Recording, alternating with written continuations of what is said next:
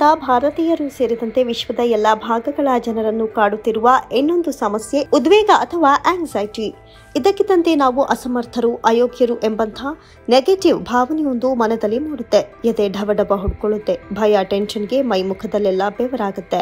ಒಂದು ಹೆಜ್ಜೆ ಮುಂದಿಡಲಾರದ ಸ್ಥಿತಿ, ಹೊಟ್ಟೆಯಲ್ಲಿ ವಿಚಿತ್ರ ಸಂಕಟ, ಈಗೇನೋ ಕೆಟ್ಟದ್ದು ನಡೆಯುತ್ತೆ ಅನ್ನೋ ಭಯ, ಇದನ್ನೇ ಉದ್ವೇಗ ಅಥವಾ ಆಂಗ್ಸೈಟಿ ಎನ್ನುತ್ತಾರೆ. ಯಾವುದೋ ಒಂದು ದುಃಖ, ಕಷ್ಟ, ಸಮಸ್ಯೆಯ ಹೊತ್ತಿನಲ್ಲಿ ಉದ್ವೇಗಕ್ಕೆ ಒಳಗಾಗೋದು ಸಹಜ. ಯಾಕಂದ್ರೆ ಪ್ರತಿಯೊಬ್ಬರೂ ಒಂದಿಲ್ಲ ಒಂದು ಹೊತ್ತಿನಲ್ಲಿ ಈ ಮನಸ್ಥಿತಿಯಿಂದ ನರಳಿದವರೇ. ಆದರೆ ಇದು ಪದೇ ಪದೇ ಪುನರಾವರ್ತನೆಯಾಗ್ತಿದ್ರೆ ಮಾತ್ರ ನೀವು ಇದರ ಪರಿಹಾರದ ಬಗ್ಗೆ ಕಾಳಜಿ ವಹಿಸಲೇಬೇಕು.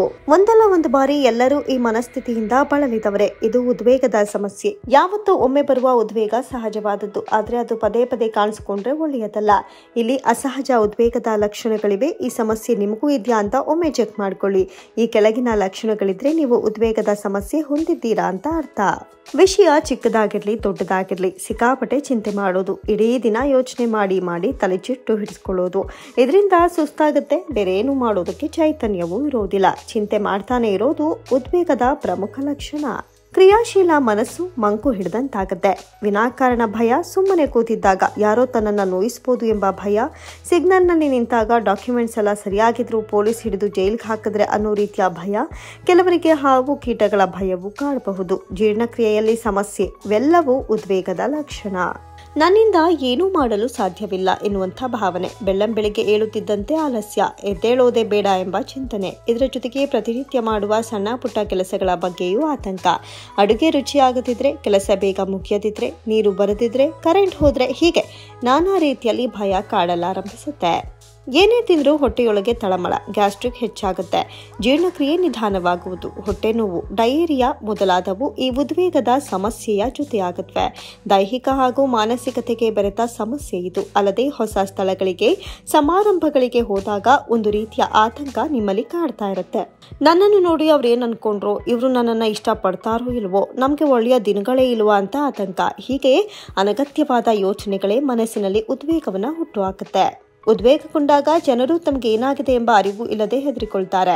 ಅಲ್ಲದೆ ಉದ್ವೇಗದಿಂದ ಮನುಷ್ಯನಿಗೆ ನಿದ್ದೆಯ ಸಮಸ್ಯೆ ಎದುರಾಗುತ್ತೆ. ಕೆಲವೊಬ್ಬರು ಮಲಗಿದ್ರೂ ನಿದ್ದೆ ಬಾರದೆ ಒದ್ದಾಡುವ ಉದ್ವೇಗದಿಂದ ಬಳಲ್ತಾರೆ. ಇನ್ನು ಕೆಲ ಉದ್ವೇಗದ ಸಮಸ್ಯೆ ಹೊಂದಿರುವವರಿಗೆ ನಿದ್ದೆಯೇ ಬರುವುದಿಲ್ಲ. ಅವರು ನಿದ್ದೆ ಇಲ್ಲದೆ ಮತ್ತಷ್ಟು ಕಿರಿಕಿರಿ ಅನುಭವಿಸುತ್ತಾರೆ. ಇದರಿಂದ ಮಾನಸಿಕ ಸ್ಥಿತಿಯ ಪರಿಣಾಮ ದೇಹದ ಮೇಲಾಗಿ ದೇಹ ದಣಿಯಲಾರಂಭಿಸುತ್ತೆ. ನಿದ್ದೆಯಿಂದ ಎದ್ದ ಬಳಿಕವೂ ವಿಶ್ರಾಂತಿ ರಹಿತವಾದಂತೆ ಭಾಸವಾಗುತ್ತೆ. ಉದ್ವೇಗಕ್ಕೆ ಬಹುತೇಕ ಚಿಕಿತ್ಸೆಯ ಅಗತ್ಯವಿಲ್ಲ, ಆದರೆ ತೀವ್ರ ಪ್ರಮಾಣದ ಉದ್ವೇಗಕ್ಕೆ ಮಾತ್ರ ಚಿಕಿತ್ಸೆಯ ಅಗತ್ಯವಿದೆ. ಇದಕ್ಕಾಗಿ ನೀವು ನಿಮ್ಮ ಹತ್ತಿರದ ಆಯುರ್ವೇದ ಚಿಕಿತ್ಸಾಲಯವನ್ನು ಸಂಪರ್ಕಿಸಬಹುದು. ಯಾಕಂದರೆ ಆಯುರ್ವೇದ ಔಷಧಿ ಉದ್ವೇಗಕ್ಕೆ ಯಾವುದೇ ಸೈಡ್ ಎಫೆಕ್ಟ್ ಇಲ್ಲದೆ ಚಿಕಿತ್ಸೆ ನೀಡುತ್ತೆ. ಇದಲ್ಲದೆ ಉದ್ವೇಗ ಸಮಸ್ಯೆ ಇರೋ ವ್ಯಕ್ತಿ ತನ್ನ ಜೀವನ ಶೈಲಿಯನ್ನು ಬದಲಾಯಿಸಿಕೊಳ್ಳುವ ಮೂಲಕ ಸಮಸ್ಯೆಗೆ ಪರಿಹಾರ ಕಂಡುಕೊಳ್ಳಬಹುದು. ಅದರಲ್ಲೂ ತನಗೆ ತಾನೇ ತನ್ನನ್ನು ಕಾಡುವ ಸಮಸ್ಯೆಗಳೇ ಕೌನ್ಸಿಲಿಂಗ್ ಮಾಡಬಹುದು. ಬೆಳಗ್ಗೆ ಬೇಗ ಎದ್ದೇಳುವುದು, ಯೋಗಾಭ್ಯಾಸ, ಆರೋಗ್ಯಕರ ಹಾಗೂ ದೇಹದ ಆರೋಗ್ಯಕ್ಕೆ ಪೂರಕವಾದ ಆಹಾರ ಸೇವನೆ ಮಾಡುವುದು ಉಪಯುಕ್ತ. ಅಲ್ಲದೆ ಮನೆಯಲ್ಲಿ ಇದ್ದಾಗ ಮನಸ್ಸು ಯಾವುದೇ ಚಿಂತೆಯ ಕಡೆಗೆ ಹೋಗದಂತೆ ಲಘುವಾದ ಶಾಂತವಾದ ಮ್ಯೂಸಿಕ್ ಕೇಳೋದು ಹೆಚ್ಚು ಉಪಯುಕ್ತ. ಇನ್ನು ಔಷಧಗಳಲ್ಲೂ ಉದ್ವೇಗಕ್ಕೆ ಪರಿಹಾರ ಏನು ಅನ್ನೋದನ್ನ ನೋಡೋದಾದ್ರೆ, ಪ್ರತಿದಿನ ನಿಯಮಿತವಾಗಿ ಆಕ್ರೋಡ್, ಅಂಜೂರ, ಬಾದಾಮಿ, ಗೋಡಂಬಿ, ಕುಂಬಳಕಾಯಿ ಬೀಜ, ಅಗಸೆ ಬೀಜವನ್ನ ಸೇವಿಸಿದ್ರೆ ಉದ್ವೇಗ ಕಡಿಮೆಯಾಗುತ್ತೆ. ಕಿತ್ತಳೆ ಹಣ್ಣಿನ ಸಿಪ್ಪೆಯನ್ನ ಚೆನ್ನಾಗಿ ತೊಳೆದು ಅದರಲ್ಲಿ ಬರುವ ಎಣ್ಣೆ ವಾಸನೆ ಮೂಸಿದ್ರೆ ಉದ್ವೇಗ ಶಮನವಾಗುತ್ತೆ. ಆಹಾರದ ಜೊತೆ ಬೆಣ್ಣೆಹಣ್ಣು, ದೇಸಿ ಹಸುವಿನ ಹಾಲು, ಕಿತ್ತಳೆ ಹಣ್ಣು, ಅನಾನಸ್, ಪಾಲಕ್ ಸೊಪ್ಪು ಹಾಗೂ ಓಟ್ಸ್ನಂತಹ ಪದಾರ್ಥಗಳನ್ನು ಸೇವಿಸಿದ್ರೆ ಉದ್ವೇಗದಿಂದ ದೂರವಾಗಬಹುದು. ಹೆಚ್ಚು ಉದ್ವೇಗದಿಂದ ಬಳಲ್ತಾ ಇದ್ರೆ ಸೋಂಪು ಕಾಳನ್ನ ನೀರಿನ ಜೊತೆ ಕುದಿಸಿ ಟೀ ಮಾಡಿ ಸೇವಿಸಿದ್ರೆ ಲಾಭದಾಯಕ. ದಿನನಿತ್ಯ ಸ್ನಾನ ಮಾಡುವ ಮುನ್ನ ಪರಿಮಳಯುಕ್ತ ಎಣ್ಣೆಯಿಂದ ಪೂರ್ತಿ ದೇಹದ ಮಸಾಜ್ ಮಾಡಿದ್ರೆ ಉದ್ವೇಗ ಸಮಸ್ಯೆ ನಿವಾರಿಸಬಹುದು. ಬಾದಾಮಿ, ಕೇಸರಿ, ಒಣಶುಂಠಿ ಪುಡಿ ಮತ್ತು ಜಾಯಿಕಾಯಿ ಪುಡಿ ಸೇರಿಸಿ ರುಬ್ಬಿ ಅದನ್ನ ಹಸುವಿನ ಹಾಲಿಗೆ ಹಾಕಿ ಪ್ರತಿದಿನ ಸೇವಿಸಿದ್ರೆ ಒಳಿತು. ಜ್ಯೇಷ್ಠ ಮಧು ಪುಡಿಯನ್ನ ಬೆಚ್ಚಗಿನ ನೀರಲ್ಲಿ ಕಲಸಿ ಬೆಳಿಗ್ಗೆ ಖಾಲಿ ಹೊಟ್ಟೆಗೆ ಸೇವಿಸಿದ್ರೆ ಉದ್ವೇಗ ಕಡಿಮೆಯಾಗುತ್ತೆ. ಮಂಡಲ ಇಲ್ಲ ಕಿತ್ತಳೆ ಹಣ್ಣಿನ ಜ್ಯೂಸ್ಗೆ ಜೇನುತುಪ್ಪ ಸೇರಿಸಿ ಕುಡಿದ್ರೂ ಉದ್ವೇಗ ಕಡಿಮೆಯಾಗುತ್ತೆ. ಅಶ್ವಗಂಧದ ಪುಡಿಯನ್ನ ಹಾಲಿನೊಂದಿಗೆ ಬೆರೆಸಿ ಸೇವಿಸಿದ್ರೆ ಉದ್ವೇಗ ಗುಣವಾಗುತ್ತೆ.